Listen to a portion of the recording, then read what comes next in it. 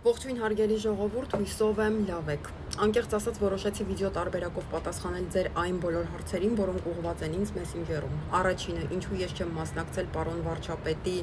ուրեմն Թուրքիայում կայացած հանդիպմանը հայ համայնքի հետ։ Երկրորդ հարցը, ինչ պայմանավորվածություն է ձեռք բերել պարոն վարչապետը Էրդողանի հետ, ինչ ինֆորմացիա ես ունեմ։ Եվ երրորդը, ինչու պարոն Մաշարյանը, Պոլսոհայոց հայ պատրիարքը չի դիմավորել պարոն վարչապետին։ Սկսեմ առաջին հարցից։ Ինչու ես չեմ ուրեմն գնացել պարոն վարչապետի հետ հանդիպման։ Առաջինը,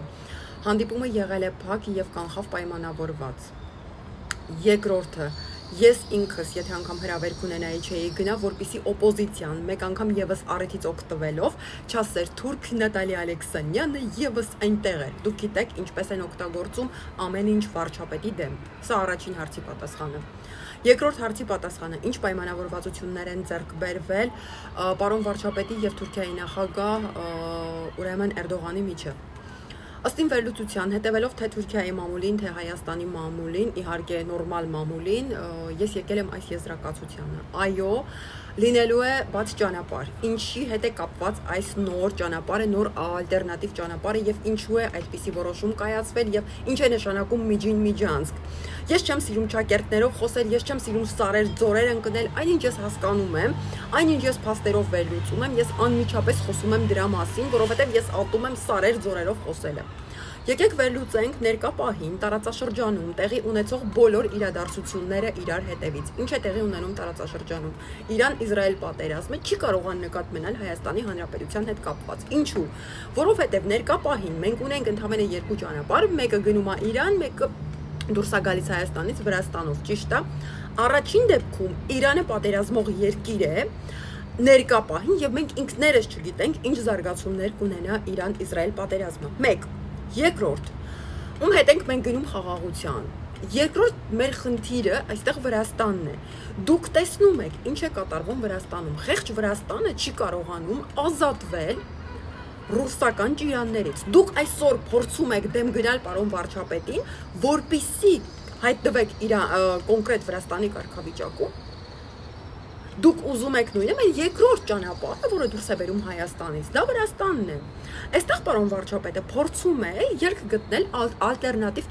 ճանապարհի դեպի արևմուտք, դեպի Եվրոպա։ Եվ այդ ճանապարհը միայն պետք է լինի ուրեմն Թուրքիայի համաձայնությամբ։ Եվ այո, թող բացվեն ճանապարհները, ինչից եք դուք վախենում։ 90-ականների պատերազմից առաջ, Ղարաբաղյան առաջին պատերազմի առաջ, որը սարքվեց դաշնակների եւ ռուսների ձեռքով, սիրելիներս,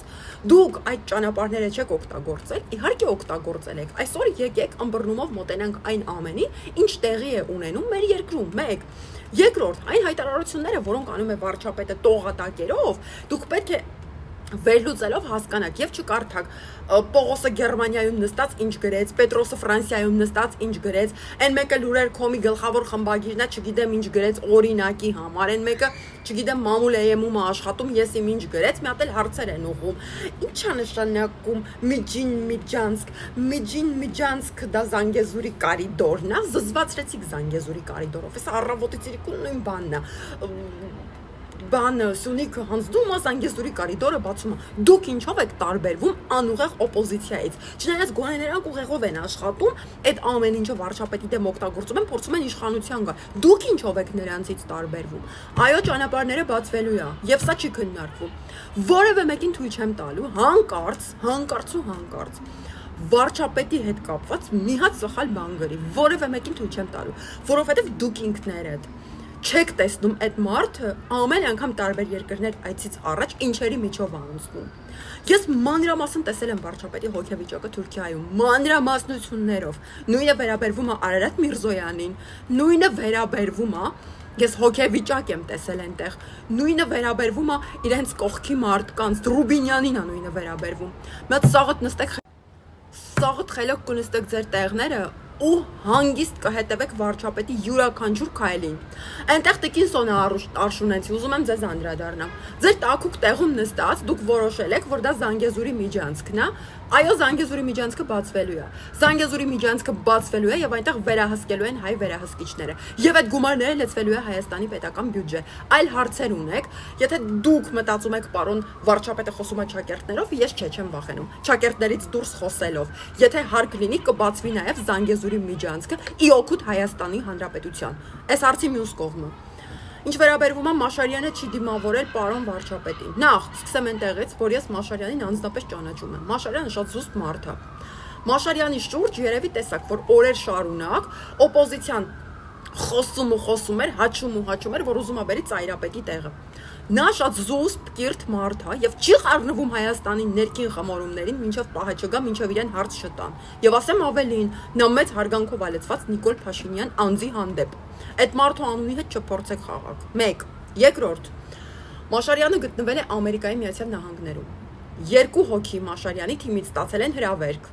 որոնք այստեղ հայ համայնքի կողմից չհարգված մարդիկ են, ես նրանց անունները եւս հանրայնացնելու եմ։ Եվ այս մարդիկ, լինելով դաշնակցական, որոշել են, որ իրենք չպետք է բացեն մայր եկեղեցու դռները վարչապետի առջև, որովհետեւ այստեղ չի եղել պարոն Մաշարյանը։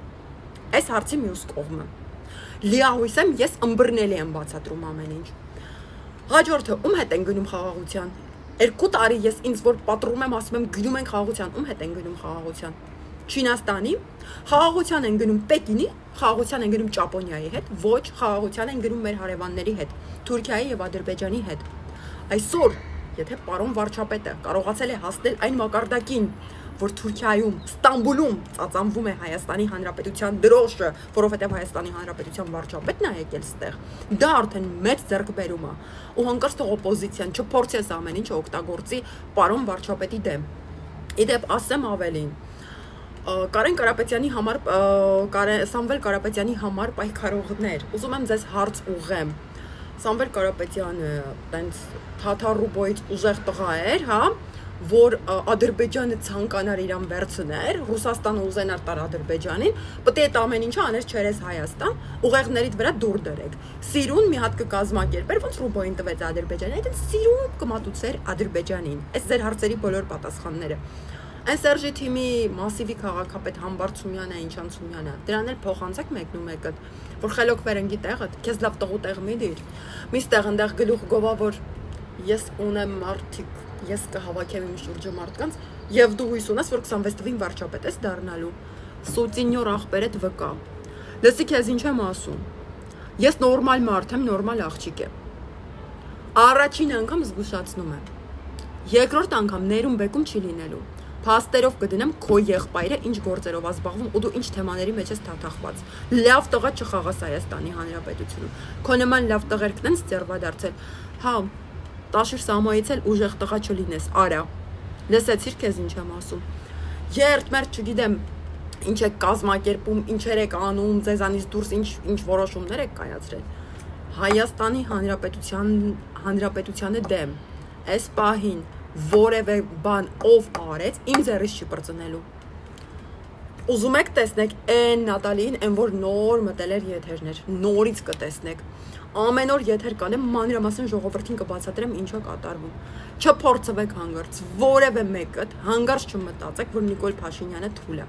Որևէ մեկը չմտածեք։ Ինքը 4-ից ուժեղ է, ինքը 4-ից խելացի է։ Ու ինքը շատ լավ գիտի իր երկիրը ոնց սարքի սիրուն երկիր։ Так что խելոք նստեք տեղներդ, այսինքն ձեր դեպքում խելոք մի նստեք տեղներդ, հանգիստ վերընկեք տեղներդ։ Իսկ իմ սիրելի հետևորդներին ցանկանում եմ խաղաղ երեկո, խաղաղ երկինք, պատերազմ չի լինելու, Հայաստան, Ադրբեջան պատերազմ չի լինելու, ես ձեր բոլորին սիրում եմ եւ շատ դրական էներգիա եմ ուղարկում ձեզ սիրելիներս։ Խաղաղ երեկո։